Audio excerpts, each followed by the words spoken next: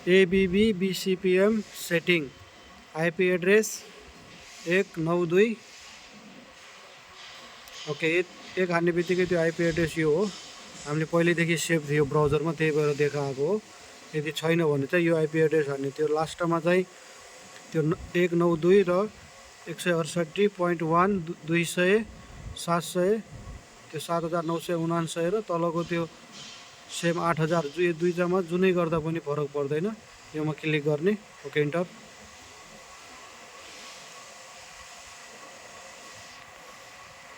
यति गरिसकेपछि यसको यो खोलिसकेको छ पेज चाहिँ। यसको नाम र पासवर्ड हामीले चाहिँ कुनै पासवर्ड चेन्ज छैन, एडमिन नेममा एडमिन, ओके एडमिन आइसकेको छ। क्लिक त्यसलाई, पासवर्डमा पनि सेम,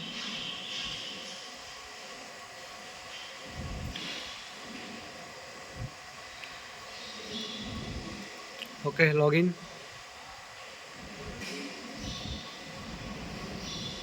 क्यान्सल, हामीलाई चेन्ज गर्नु छैन। कन्फिगरेसनमा जाने, त्यो करेन्ट सेन्सरमा जाने, एडमा जाने, ओके त्यो एड सेन्सर न्यू करेन्टमा जाने, सेकेन्ड फर्स्ट अप्सन। मुनि त्यसकै मुनि छ हौ, माथि ओके क्लिक। अब यसमा यति गरिसकेपछि चाहिँ हामीहरूले हाम्रो करेन्टमा यता सिटी लागेको छ, यो सिटीलाई थिच्ने बित्तिकै उता चाहिँ एउटा सिटी थिच्ने, यो L1 थिच्ने बित्तिकै उता चाहिँ देखाउँछ यसले चाहिँ। यता चाहिँ अहिले अलरेडी 1 छ, तर हाम्रोमा 25वटा सिटी छ, 24वटा छ, यहाँ सबै काउन्टिङ हुन्छ। मैले उता एउटा थिच्ने बित्तिकै अब म यता एउटा यो सिटीलाई अहिले यो ब्लिङ्किङ भइरहेछ, यो मैले थिच्ने बित्तिकै चाहिँ ब्लिङ्किङ हुँदैन, उता चाहिँ एउटा दुईटा देखाउँछ फेरि। ओके मैले यहाँ थिचिसकेको छु, उता चाहिँ कनेक्ट भइसकेको छ। माथि पनि new current sensor has been successfully add भनेर भनिसकेको छ। यसरी नै जतिवटा छ यसरी एड गर्दै जाने यसमा चाहिँ। अब म चाहिँ सबै एड गरी सिद्ध्याउँछु।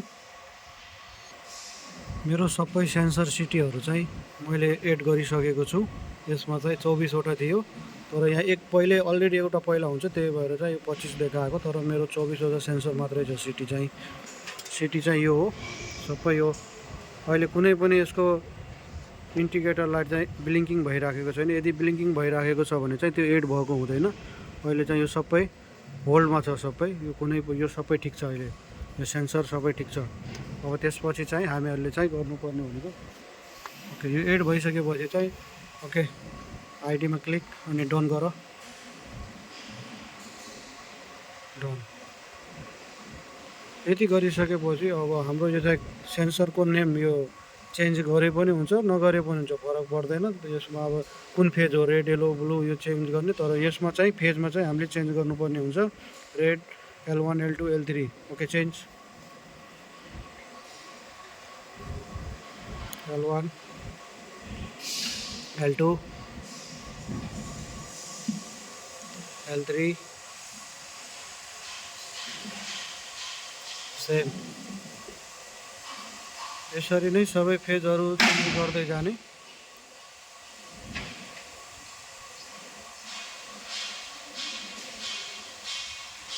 यसरी नै सबै एक एक गरेर हेर्दै जाने कुन कुन फेज छ। अब 3 फेज छ भने पनि 3 फेजको प्यानल छ भने पनि L1 L2 L3 गर्दा हुन्छ। सबै यसरी नै गर्ने यो चाहिँ। ओके यसरी नै सबै सेटिङ मैले गरिसकेको छु, मैले देखाएको मात्र हो, भिडियो पोस्ट गरेको थिएँ। अब यो सबै सेटिङ भइसकेको छ। त्यसपछि चाहिँ यो सेन्सर माथि फेरि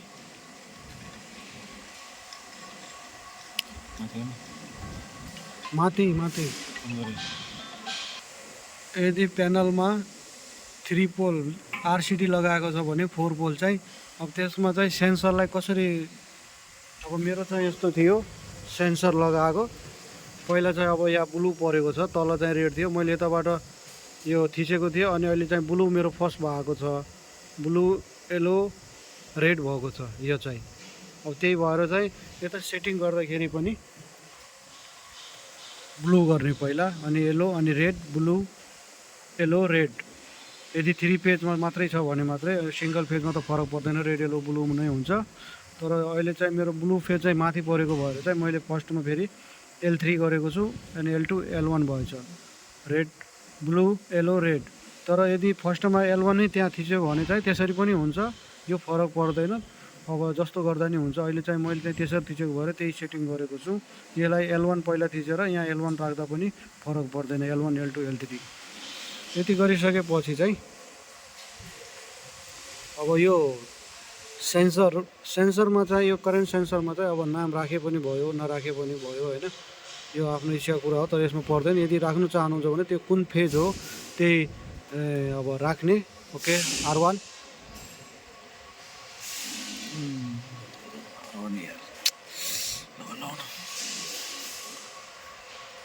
R1 सेम येलो 1,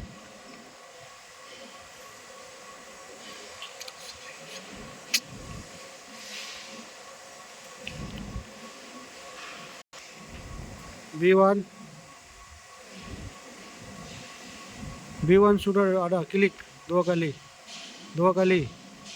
दुईचोटि क्लिक गर्ने, दुईचोटि क्लिक ल click R2 already R2 click yellow 2, blue 2। यो चाहिँ फेज हो R1 R2 कतिवटा छ त्यसरी भर्दै जाने। यसमा चाहिँ 24वटा, मेरोमा 24वटा MCB RCD मिलाएर 24वटा छ, यसरी भर्दै जाने। यो सिङ्गल फेजको हो, यो R1 येलो 1 ब्लू 1। यसमा 3 पेज पनि छ।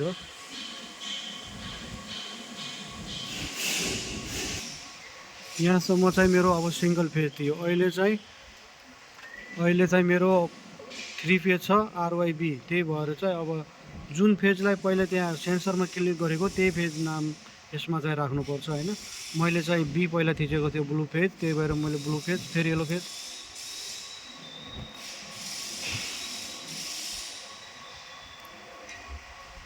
R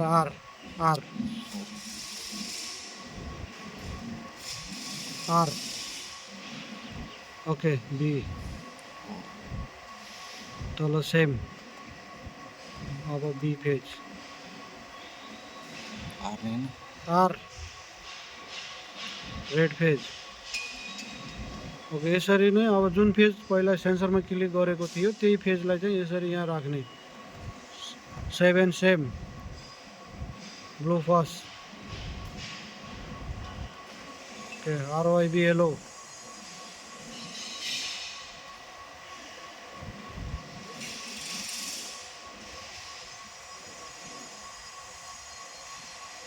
यसरी गर्ने 3 फेजको चाहिँ। अब सिङ्गल फेजको त जति हो त्यति राख्दा हुन्छ, RYB कति हो, R येलो कति हो त्यति राख्दा हुन्छ। यो चाहिँ 8 छ मेरो, R8 येलो 8। यसरी नै चाहिँ यसलाई चाहिँ राख्ने।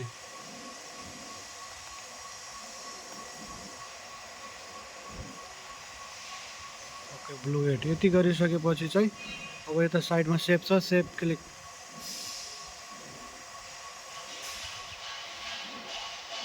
सेपमा क्लिक भइसकेको छ। यति भइसकेपछि चाहिँ अब यो करेन्ट सेन्सर भयो। अब चाहिँ यो मोनिटरिङमा जाने एकपटक। त्यसपछि चाहिँ अब यसलाई रिसोर्ट गर्ने, ड्यासबोर्ड आउँछ। यो आइसकेपछि चाहिँ अब यसलाई सेटिङ आउँछ होइन, यो सेटिङमा क्लिक गर्ने। यदि त्यो फ्रन्टलाई अगाडिमा ल्याउनु छ भने मात्रै, फेरि पर्दैन अरू त केही पनि। यसमा चाहिँ करेन्ट सेन्सर, यसमा चाहिँ RYB सबै हामीले त्यहाँ सेटिङ गरेको जति पनि थियो यहाँ सबै छ, अल गरिदिने। त्यसपछि चाहिँ फेरि यो डिस्प्लेमा पनि यो टेबलमा गरिदिने। टेबल गरिसकेपछि चाहिँ अब अपग्रेड गरिदिने, यसलाई अपडेट। यहाँ सबै त्यो यता देखाइदिन्छ। यो राखे पनि हुन्छ, यो गरे पनि हुन्छ, नगरे पनि फरक पर्दैन। यति हो। यसको चाहिँ अब यो सबै सेटिङ भइसकेपछि हामीले लोड हेर्नुपर्ने हुन्छ। यसको चाहिँ रियल टाइममा गएपछि, करेन्ट सेन्सरमा गएपछि यता चाहिँ सबै लोड देखाउँछ हामीहरूको यसमा। यहाँ आइपी एड्रेस छ, सबै छ। यसमा चाहिँ सबै लोड हेर्ने। यसमा चाहिँ अब 8 पोइन्ट कति आउँछ, 8.56। यसमा चाहिँ 2000 पुरै आइराखेको हुन्छ। यो चाहिँ अहिले यसमा चाहिँ क्लिक गरिदिने। यो चाहिँ यति भइसकेपछि चाहिँ हामीहरूको यो सेटिङ कम्प्लिटली हुन्छ। यदि यसलाई रिमुभ गर्नु पऱ्यो भने चाहिँ अब करेन्ट सेन्सरमा जाने। यहाँ अलरेडी लेखेको छ अल रिमुभ भनेर। यो रिमुभ गरिसकेपछि अब नयाँ यदि गल्ती छ भने रिमुभ गर्ने, त्यसपछि चाहिँ यसलाई फेरि न्यू एड गर्ने। यसरी नै यो सबै सेटिङ गर्न सकिन्छ। यसको BCPM चाहिँ यही हो। यो यसको सिटी सेन्सर यो चाहिँ यति भएपछि यो सेटिङ सबै भइसकेको हुन्छ।